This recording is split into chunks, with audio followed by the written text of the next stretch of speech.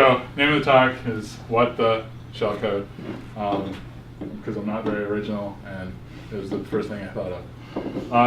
But so James and I are going to go through and give a quick high-level introduction to what is ShellCode, why you might care as a security person, and then before kind of getting into that, I'm going to go through a little bit of a primer on assembly. It is not complete and is not, maybe not even completely accurate, but it's a starting point for you to go out and kind of research on your own. So who am I? Billy Meyers. Twitter, I don't really tweet much, and if I do, it's probably not worthwhile, but it's _Haxel. And website, the only thing I have right there now is a blog for, that I've only posted some shellcode and Linux assembly blogs. Hopefully be posting more in the future, but not yet. All right, so what is shellcode? It's a small piece of code that's usually used as payload in an exploitation of a vulnerability.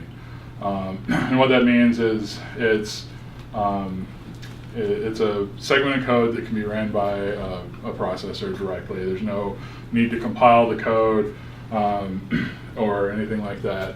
And you just place it into memory and then somehow control the instruction pointer and execute those instructions. It's generally represented in hex, and those are directly translatable to the actual machine code that the CPU is expecting. So what is assembly? Assembly is a low-level, human-readable, I quoted human-readable because it's not that readable, but it's somewhat readable, language. Generally, it's represented in Intel or AT&T syntax. The biggest thing with that is the order in which the arguments are available for the command. So example here, move EX. EX is a register. 5, you're moving the value 5 into that register. Whereas the next one is AT&T. You see there's a little difference in the way it looks, but then the biggest thing is that what you're moving from is first and then to.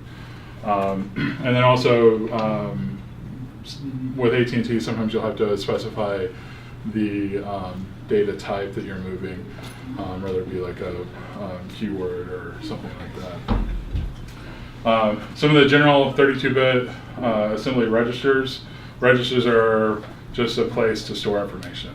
But those are EAX, EBX, ECX, EDX, and ESI. They're mostly general purpose, but some of them do have a kind of agreed upon use. EAX is the accumulator register. A lot of times, system calls or something like that you do, if you're expecting something back, it will probably come back in that EAX register. ECX, a lot of times is used as a counter if you're looping through or something like that. That's the register that's used. And then you have the stack pointer, which is ESP. And I'll get into that a little bit more in the next slide. And then EBP is the base pointer. It also has to do with the stack. So what is the stack? The stack's the data structure in memory for storing data to be used by a process. Every process has a stack that's for that process. It's last in, first out, meaning you put something on the stack and you pull something off, you're pulling that last thing that you put in. If you need to access something that's somewhere else in the stack, you would need to use a register to specify that memory location, or do some sort of math off of stack ESP plus how many ever bytes you expected it to where it to fall. You manipulate the stack primarily with push and pop commands. Those just use that last in, first out Push, you're putting something there. Pop, you're taking it out and putting it into the register that you specify with the command. And then a big thing, especially when you're doing analysis or even exploitation, to keep in mind is that for x86, the stack is little endian. That's the order in which the bytes are represented. And the big thing there is that little endian is right to left, and meaning that humans generally read left to right. So if you have an IP address, 192.168.1.1, when it goes to the stack, it's going to be 1.1.168.192. So just something to keep in mind if you're, if you've got an exploit that's calling back to a certain IP, when you edit that in the shellcode, it's going to be that way. Or if you're, analyzing shellcode that someone's written, it's something to keep in mind. So as far as analysis goes, there's a couple different ways that you can look at shellcode. And a little bit, I'm going to go through a couple of them, but it certainly isn't all exhaustive. And I probably should have said earlier, I'm talking mostly about Linux. It really only is relevant at this point, but James will be covering more Windows shellcode. But so your options are to use GDB, which is GNU Debugger. To do that, though, you need to some way load your memory or your shellcode into memory, pass instructions to it, and start executing it before you can debug it. One way to go about doing that is to have a piece of C code that loads that into memory, and then passes instructions there. There's other ways to do it. I've seen like a Python script that you can do it as well. But then once you load that, you can debug that process and you can step through and see what's happening. Another one is Indisasm. It's the net-wide assembler. You can just use the hex bytes of the shellcode to analyze that when you analyze that. Another one is libimu. Not entirely sure what that stands for. I think it's just library emulation. I don't know. But it's kind of neat. I'm not going to demo it today just because it is a little bit more involved, but you can make a flow chart of the execution of the shellcode with it. And then finally, CyberChef. Since shellcode's just representation of hex, you can actually use CyberChef, which if you're not familiar with, it's on a GitHub IO page. You can do a lot of text manipulation with it. But it has a disassembler feature in it, so sometimes that's handy. And then so for the demo, I'm just going to kind of walk through analysis of bind shell and encoded shellcode, and I meant to take add user off because I didn't get that one loaded up. So I'm going to do that now, and hope everything works. Hope I remember my password this time. All right, is that readable for everybody? All right, cool. All right, so to start, I'll be that guy. I mean, now you're just setting the mood. For you, Billy. Is there a way to increase the font size, Billy? There is, but you don't need to read this. Old man handling. Love you too, Billy. All right, so this is just a piece of shellcode. When you come across shellcode, it'll probably look something like this.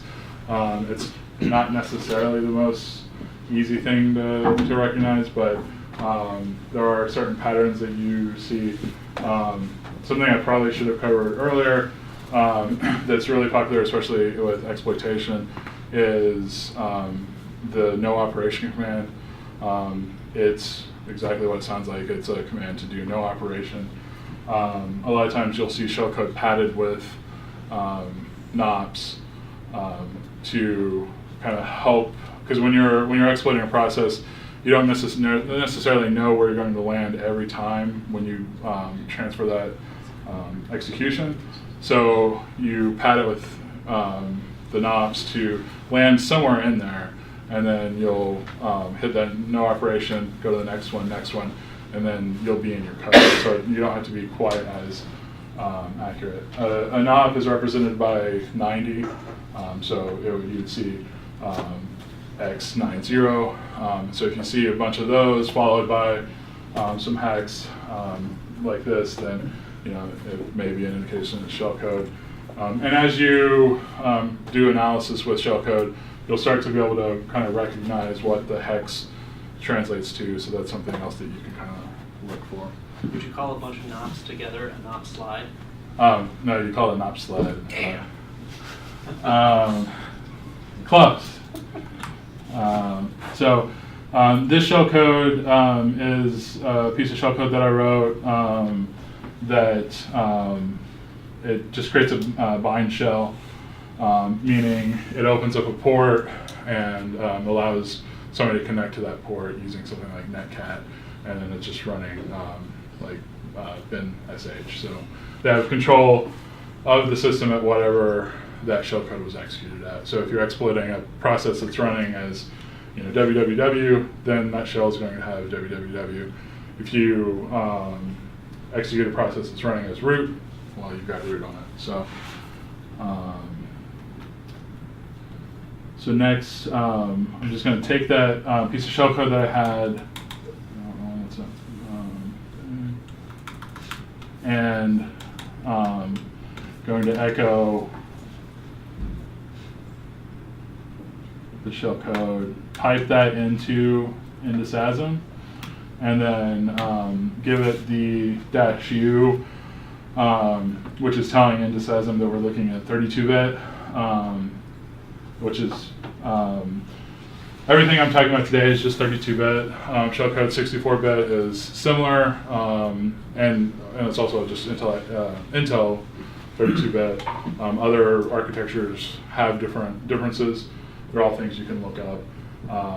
But 64-bit just has more registers and bigger addressable space and things like that.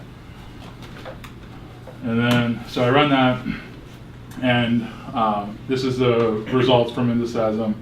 On the far left here, this is the just the location that code is at. Since it's not actually running in a running process or anything, it's going to start at 0.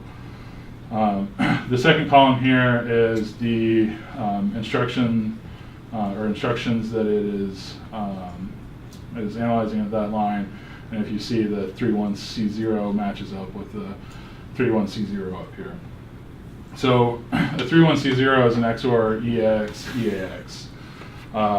If you see XOR and then to the same register, generally that's clearing the register and it's just making it ready to use.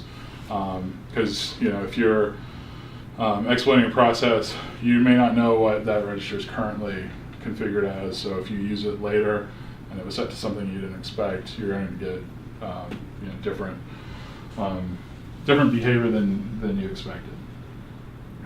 So next, a 5.0 is push EAX, and again, push is manipulating the stack. We just set EAX to nothing, and so we're pushing essentially a null byte to the stack. Something to keep in mind for exploitation is that generally null bytes are not good in your shellcode. That'll be represented as 2 zeros. The reason why it's not good is like a string is usually terminated with a null byte, and so if you're passing your exploit in through a string like buffer and it's processing that, it gets to that null byte, the program or the CPU, all that's going to think that that it's the end of the string, and then the rest of your code is not going to get put into that buffer, and it won't work. The reason why we're putting a null byte here is because the call that we're making later requires EAX to be null. Next, we have these two strings here, push dword and then some hex. If we were to look at that, convert that from hex to ASCII, we would see that it is, if I recall, /bin/sh, which is the process that we are attempting to run.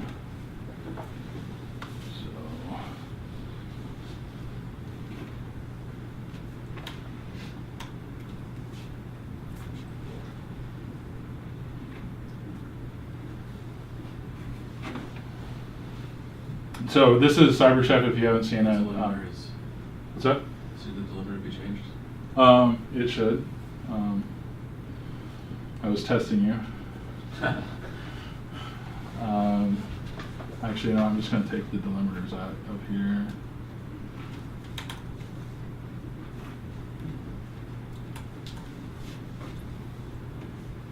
And it usually works, and it's not right now.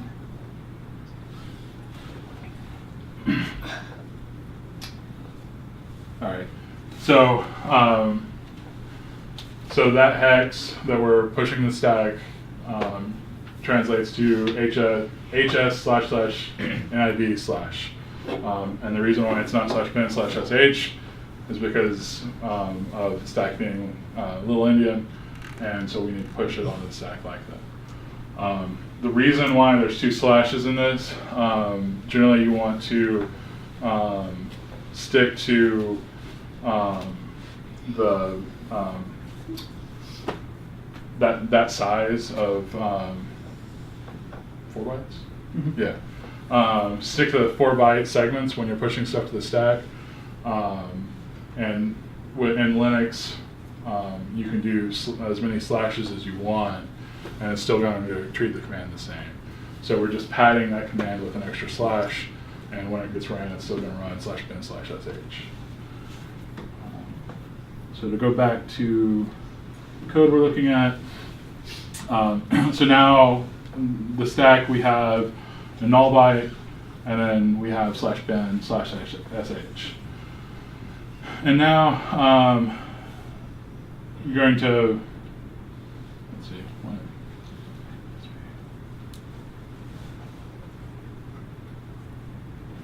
I don't remember why that's there. Do you know, James?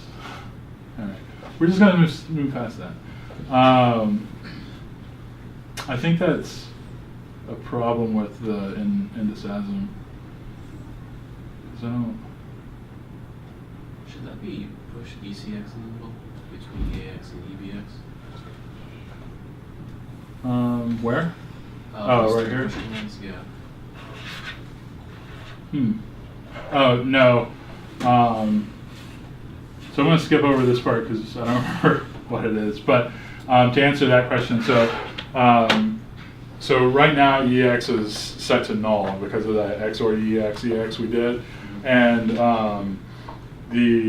at the very end of this command, we're doing an int80. Int80 in Linux is a system call, and there's pages that kind of list all of the different system calls that you can have, the way the system call works, anytime a system call is initiated, it checks those registers, and that's how it determines what it's going to do. And so we're grooming the stack to later push that into the register. And so we wanted 2 null bytes just because of how that system call works. And so that's why we do 2 push EEXs here. And then next, we push EBX. Oh, I see. Never mind. I figured out what this is. So that system call. Perhaps not. That's awkward.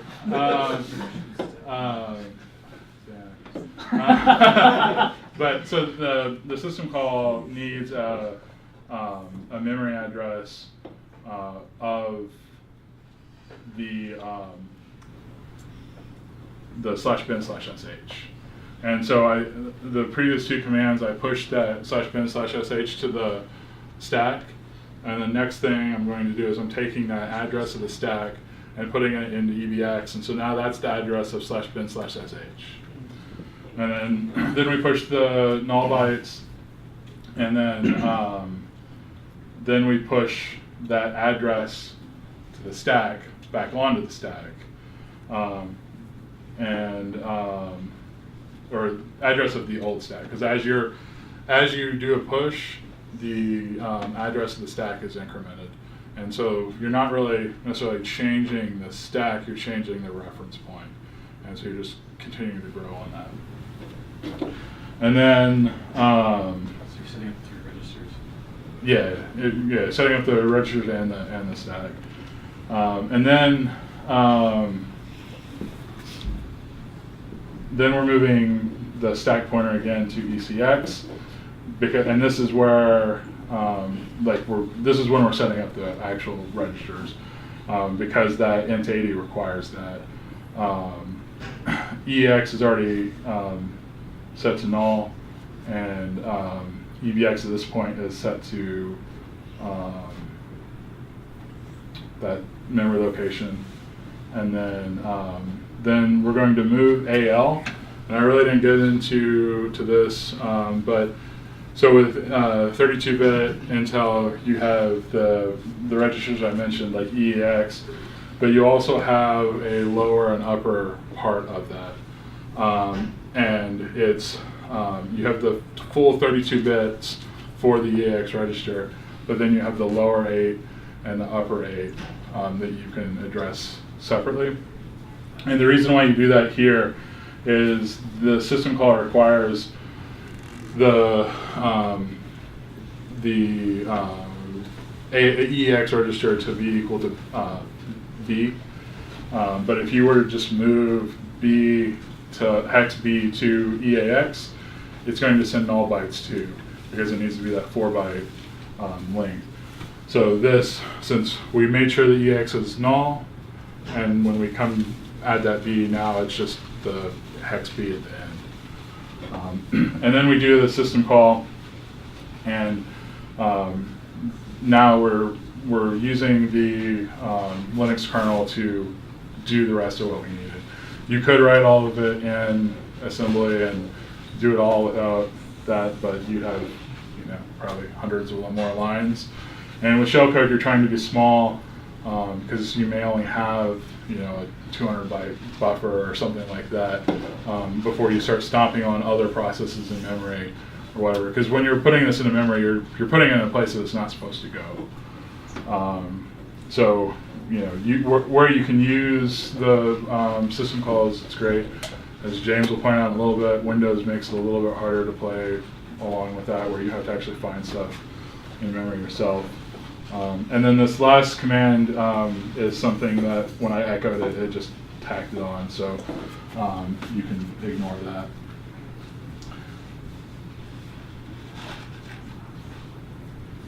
And then the next one I just wanted to kind of run through kind of quick, probably not going to get too involved with it just because it does take some time, is encoded shellcode. Now I'll use CyberChef to kind of give you an idea of what that looks like. It's essentially the same, but just another way to look at it. So this is our shellcode. One thing I like to do with CyberChef whenever I'm looking at specifically shellcode, other times it's helpful too, but is to there's this disassemble x86 recipe for CyberChef, and you can find your recipes over here on the left, and you can search to find them. But it kind of expects the hex to be in a certain way, and you could try to format the hex however you want to look at it. But what I generally do is I'll come in and do a from hex and give it the delimiter. make sure that it comes out right.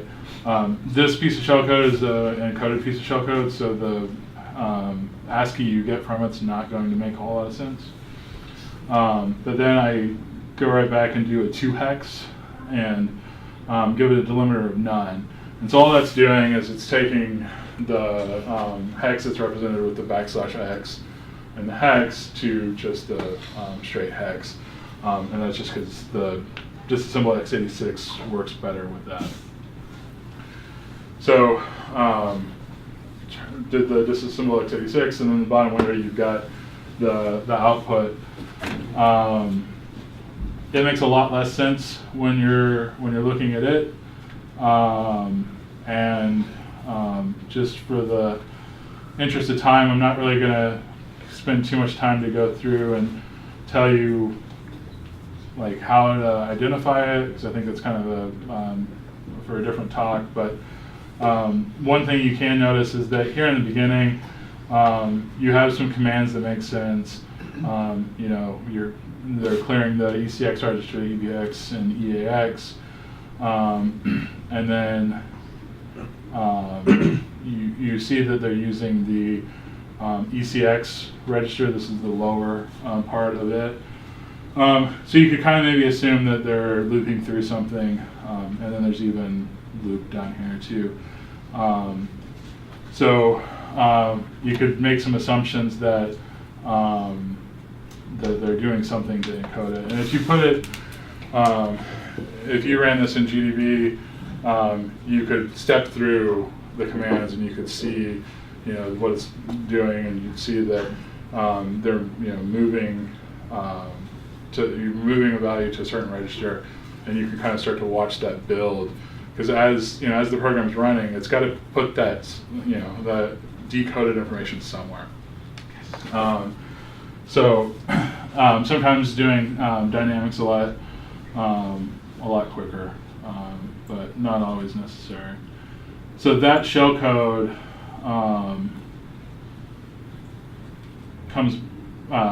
would eventually decode to this.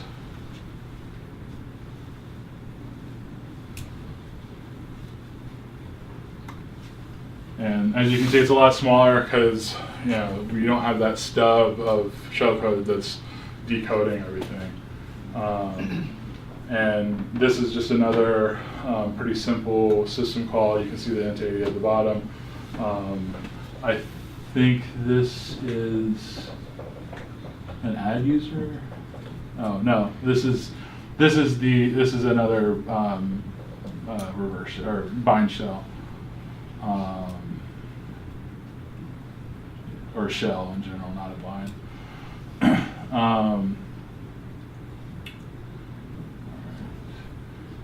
So I think that's all the demo I wanted to do. Like I said, it's definitely not exhaustive. There's plenty of other ways that you can look at it. Some easier than others, and sometimes different shellcode it works better in different things.